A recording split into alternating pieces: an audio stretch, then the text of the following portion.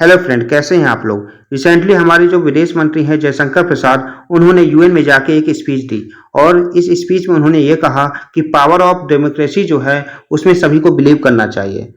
इस स्पीच में जयशंकर प्रसाद ने बहुत सी बातों का मेंशन किया। आपका चाहे वो इंडिया हो, टेरर हो, आपका क्लाइमेट चेंज हो, डेवलपमेंट हो, रिफॉर्म हो, लेकिन इसमें पाकिस्तान के बारे में इन्होंने कुछ नहीं कहा। तो चलिए स्टार्ट करते हैं कि आखिर हमारे विदेश मंत्री ने क्या क्या कहा आपके यूएन स्पीच में। जयशंकर प्रसाद ने अपनी स्पीच में इस बात का मेंशन किया कि इंडिया जो है इस समय 75 इंडिपेंडेंस डे मना रहा है और इस स्पीच में उन्होंने ये भी कहा कि इस इंडिपेंडेंस डे में हमारे जो प्राइम मिनिस्टर हैं उन्होंने 5 उद्देश्य रखे, 5 संकल्प लिए। ये जो 5 संकल्प हैं, इंडिया को डेवलप नेशन बनाने से कोई नहीं रोक सकता। हमारे जयशंकर प्रसाद ने अपनी स्पीच में ये कहा कि हमारा जो पहला उद्देश्य है वो ये है कि हम नेक्स्ट 25 ईयर में हम एक डेवलप नेशन बन जाएंगे। साथ में उन्होंने दूसरे उद्देश्य में ये कहा कि हमारा जो कॉलोनाइज माइंडसेट है उसको हम बिल्कुल एकदम से अलग कर देंगे। इसमें आप डेवलपमेंट यदि बात करें तो देख सकते हैं कि जो हमारा नेवी का फ्लैग था उसमें जो क्रॉस साइन था उसको रिमूव कर दिया गया है और ये जो साइन है ये ब्रिटिश एम्पायर जो है उसका प्रतीक माना जाता है। तीसरे उद्देश्य में ये कहा गया कि जो हमारा रिच सिविलाइजेशन हेरिटेज है वो हमारा सोर्स है प्राइड और स्ट्रेंथ का, और ये जो सोर्स है वो इन्वायरमेंट के प्रति समर्पित है।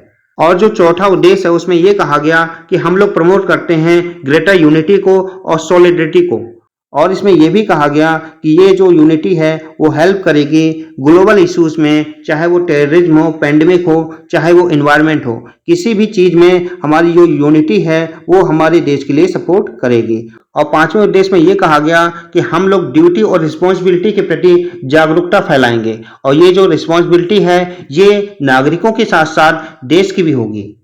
तो ये जो 5 उद्देश्य हैं जयशंकर प्रसाद ने यूएन में अपनी स्पीच में इसके बारे में कहा। साथ में इन्होंने ये भी कहा कि हम वर्ल्ड में हेल्प करने के लिए प्रतिबद्ध हैं। इसके तहत हमने 100 देशों को वैक्सीन जो है वो सप्लाई की हैं और जो ह्यूमैनिटेरियन असिस्टेंस है उसको भी सप्लाई किया है। साथ में जयशंकर प्रसाद ने फोकस किया है ग्रीन ग्रोथ पर, बेटर कनेक्टिविटी पर और डिजिटल डिलीवरी पर। साथ में एक्सेसिबिलिटी जो हेल्थ है उस पर भी फोकस किया है। जयशंकर प्रसाद ने यह भी कहा है कि पूरे वर्ल्ड में इंडिया के 700 प्रोजेक्ट हैं वो चल रहे हैं। जयशंकर प्रसाद ने यूक्रेन कॉन्फ्लिक्ट पर भी बात की है। इसमें उन्होंने ये कहा है कि इस कॉन्फ्लिक्ट की वजह से जो फूड है या फ्यूल है, सभी चीज़ों के जो प्राइस हैं वो राइज हो गए हैं, चाहे वो फर्टिलाइजर क्यों ना हो। इस समय जो सभी देश हैं वो इस संकट से जूझ रहे हैं। आप सभी को पता होगा कि यह क्वेश्चन हमेशा पूछा जाता है इंडिया से कि इंडिया यूक्रेन वार में किस साइड है, वो रसिया के साइड है या यूरोपियन देशों के साथ है। तो इसमें इंडिया ने साफ कह दिया है कि हम किसके साइड हैं। उन्होंने ये कहा है कि हम पीस के साइड हैं, जहां पे पीस हो रही हो वहां हम उसके साथ देंगे। और साथ में इन्होंने ये कहा है कि हम जो यूएन चार्टर है उसकी रिस्पेक्ट करते हैं और उनके जो प्रिंसिपल हैं उनके साइड हैं। और इसमें यह भी कहा है कि डायलॉग और डिप्लोमेसी के द्वारा कोई भी सिचुएशन का यदि सोल्यूशन होता है उसके साथ हम हैं। और साथ में यह भी कहा है कि हम लोग उसके साइड हैं जो लोग स्ट्रगल कर रहे हैं आपके फर्टिलाइजर के लिए, फूड की जो कॉस्ट बढ़ रही है, फ्यूल की कॉस्ट बढ़ रही है, उसके हम साइड हैं।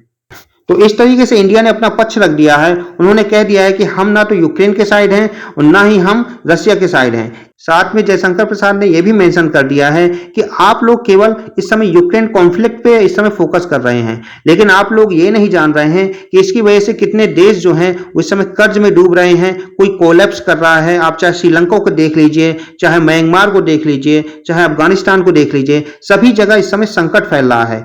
इसमें भारत है सबकी हेल्प कर रहा है। यदि हम अफगानिस्तान की बात करें तो भारत ने अफगानिस्तान को 50,000 मीट्रिक टन वीट और मल्टीपल आइटम दिए।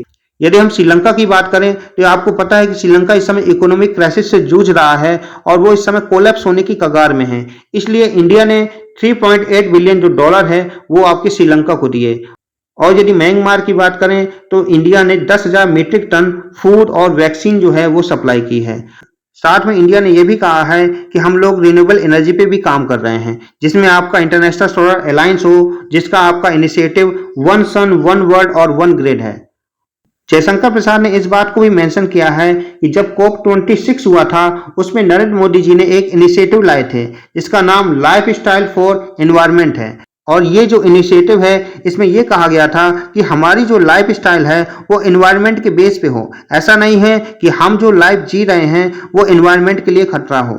जयशंकर प्रसाद ने यह भी कहा है कि भारत कमिटमेंट करता है क्लाइमेट चेंज से लड़ने के लिए और वो सपोर्ट करता है UNFCCC को और पेरिस एग्रीमेंट को। जयशंकर प्रसाद ने यह भी कहा है कि इंडिया जो है वो जीरो टॉलरेंस की पॉलिसी अपनाता है टेररिस्ट के लिए। चाहे किसी भी तरीके का टेररिज्म हो, इंडिया जीरो टॉलरेंस की पॉलिसी अपनाता है और इसमें नो जस्टिफिकेशन की नीति रखता है। इसमें कोई जस्टिफिकेशन नहीं होना चाहिए कि ये टेररिज्म जो है वो अच्छा है, ये टेररिज्म बुरा हो। जयशंकर प्रसाद ने यह भी कहा है कि हम लोग बिलीव करते हैं मल्टीपोलराइजेशन को, रीबैलेंसिंग को, साथ में फेयर ग्लोबलाइजेशन को और रिफॉर्म को।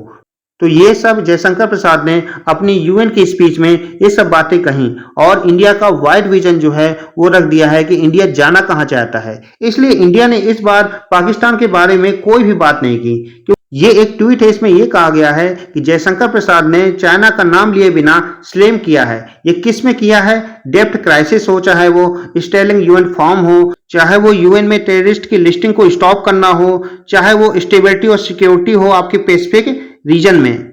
जयशंकर प्रसाद ने इन सब चीजों में चाइना का नाम लिए बिना चाइना को मेंशन किया है। आई होप आपको ये वीडियो पसंद आया होगा। प्लीज इस वीडियो को लाइक करें, सब्सक्राइब करें। धन्यवाद।